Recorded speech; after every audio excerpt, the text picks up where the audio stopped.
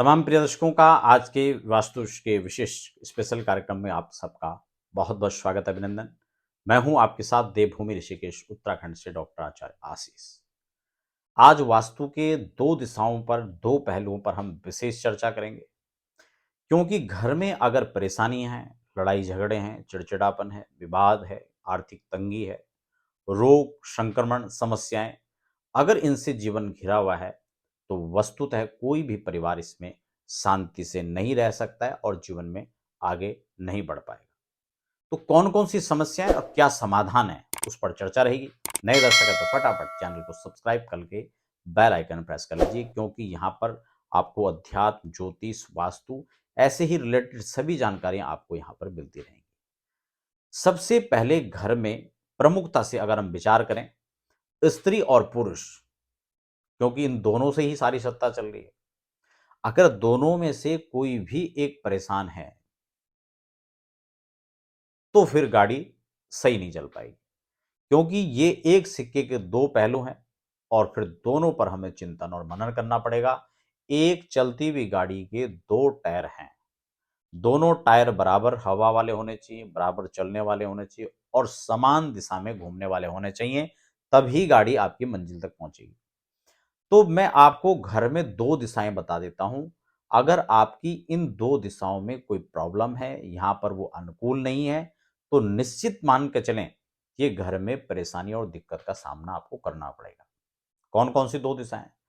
आपको पता है कि वास्तु में प्रमुखता से चार दिशाओं को हम देखते हैं, पूरब, पश्चिम, उत्तर, दक्षिण, और चार ही इनके कोने होते हैं जिनको उपदिशा हम कहते हैं, और मिला करके ये 8 हो जाती हैं और इन्हीं 8 दिशाओं के इर्द-गिर्द 8 और दिशाएं होती हैं। ये 16 दिशाएं प्रॉपर हम जो है वास्तु में जो काम करते हैं वो 16 बिंदुओं पर काम करना पड़ता है। वो 16 जोन होते हैं जहां अलग-अलग अलग-अलग चीजों का निर्धारण किया जाता है। जो वास्तु शब्द है ना, इसकी बहुत सारे ये प्रचलन, बड़ा प्रचलन है, लोग अलग-अलग व्याख्याएँ करते हैं, अलग-अलग तरीके से इसको देखते हैं। लेकिन वास्तु की बुनियाद में आप चलें तो वास्तु है क्या? संस्कृत में वस धातु से वास्तु का उत्पत्ति होती है। वस माने वसना, है ना? तो वसति, वसता, वसंती, यानी ये वस धातु से वस, वास्तु का निर्माण हुआ है। और अगर मैं संक्षिप्त कुछ और इस चीज़ का व्याख्यान करूँ, तो किसी भी वस्तु का निश्चित रूप से निश्चित स्थान पर सुसज्जित व्यवस्थित तरीके से उसका रख रखाव व्यवस्थित करना, उसको वास्तु कहा जाता है। यानी हाथ जो है हाथ की जगह होना चाहिए, पैर पैर की जगह होना चाहिए। अगर इससे हट करके होता है तो फिर वो विकृत माना जाएगा। दूसरा, उस चीज पर पर्टिकुलर जितना वजन दिया जा सकता है, जिस चीज के लिए वो है, वहां पर वही होना चाहिए।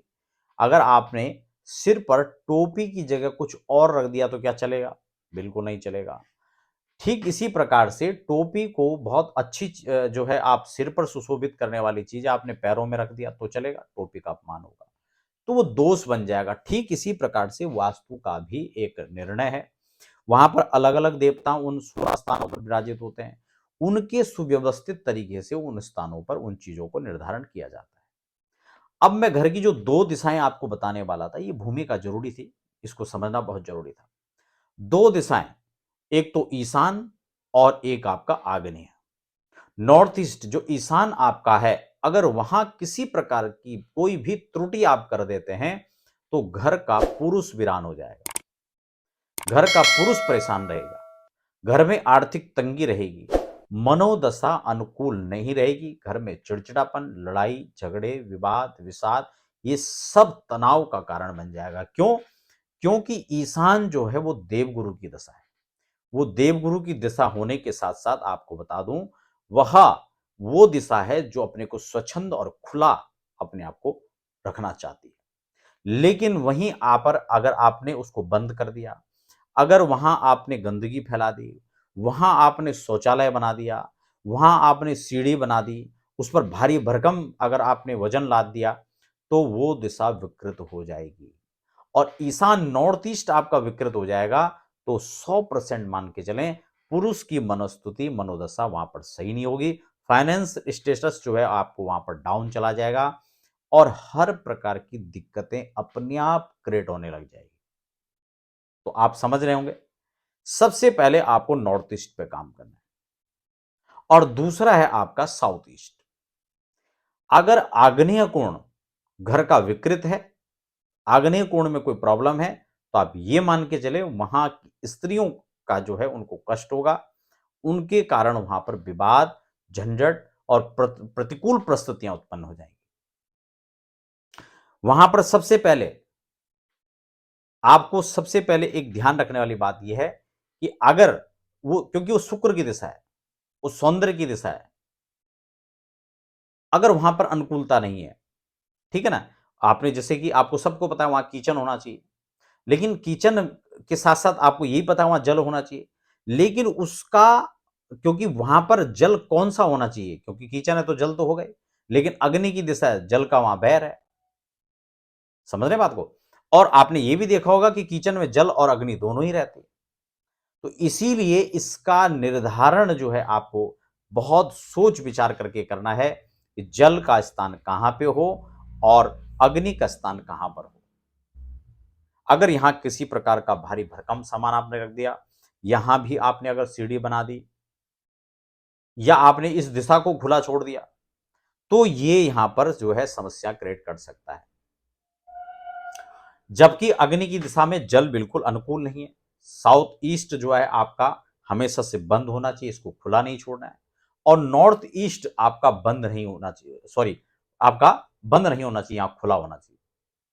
अगर घर में धन का प्रभाव रुक गया है, अगर फाइनेंशियली कहीं ना कहीं क्रैश आपको देखने को मिल रहा है, तो आप नॉर्थ ईस्ट को खोल दीजिए। अगर घर में पुरुष समाज कहीं विकृत नजर आ रहा है, परेशान नजर आ रहा है, डिप्रेशन का शिकार बन रहा है, चिड़चिड़ापन उनके अंदर है, तो नॉर्थ ईस्ट। और स्त्रियों में अगर ये दिक्कत आ रही है, उनके स्वास्थ्य में कोई दिक्कत आ रही है, तो आप साउथ वेस्ट को चेक करो। ये दोनों दिशा घर के लिए बहुत महत्वपूर्ण, बहुत ही इंपॉर्टेंट दोनों दिशाएं। और अगर इन दिशाओं में, जैसे कि मैंने नॉर्थ ईस्ट में कहा, अगर यहां पर दिक्कत है तो आप इसको नॉर्थ ईस्ट को खोलिए, ओपन करने की जगह तो आप इसको ओपन करो। दीवार वहां से हटाई जा सकती है तो उसको हटाओ, नहीं है तो आप वहां विंडो निकाल दो। और इसका क्रॉस वेंटिलेशन होना चाहिए, या तो वेस्ट की तरफ या फिर साउथ वेस्ट की तरफ। इस तरह से आप इसको बनाएंगे। ब्रह्म स्थान हमेशा से रिक्त होना चाहिए। अगर वहां पर भी आपने कोई पिलर गाड़ दिया, किसी प्रकार के वहां पर कोई और चीजें बना दी, तो भी वास्तु दोष यहां पर जनरेट हो जाएगा। घर की जो ऊर्जा है वो हमेशा पॉजिटिव रखने का आपको हमेशा से ध्यान देना चाहिए।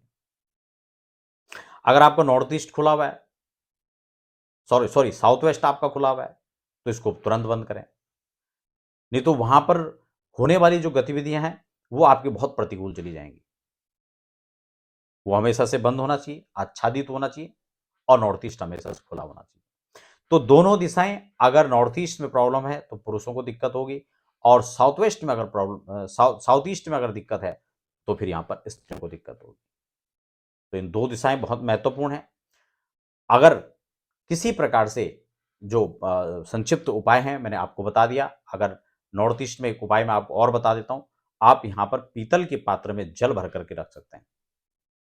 और अगर आपका साउथ ईस्ट अगर दिक्कत है, यहाँ पे कोई प्रॉब्लम है, तो आप यहाँ पर एक पीतल का स्वस्तिक या तांबे का स्वस्तिक आप लगा सकते हैं। साथ ही साथ वैदिक वास्तु शांति, स्कंद पुराण में, मत्स्य पुराण में तो यहां तक लिखा हुआ है कि वास्तु दोष के लिए व्यक्ति को एकमात्र उपाय वास्तु दोष शांति पूजा है। उसमें विशेषकर एक एक पदों पर मैं उसकी भी चर्चा करूंगा आने वाले समय में। एक एक पदों पर एक एक दिक्कत होने से एक एक चीजों का समाधान लिखा हुआ है। पर्टिकुलर उसी स्थान पर अगर कोई दिक्कत है तो उसी पर, उस चीज पर फोकस करके वास्तु शांति करके उस देवता के निमित्त आप वहां पर पूजा बलि प्रदान करें। तो इस प्रकार से मैंने दो बहुत महत्वपूर्ण चीज आज की इस कार्यक्रम में लिया। मिलते फिर नए प्रसंग के साथ, तब तक के लिए हमें दीजिए इजाजत। ओम।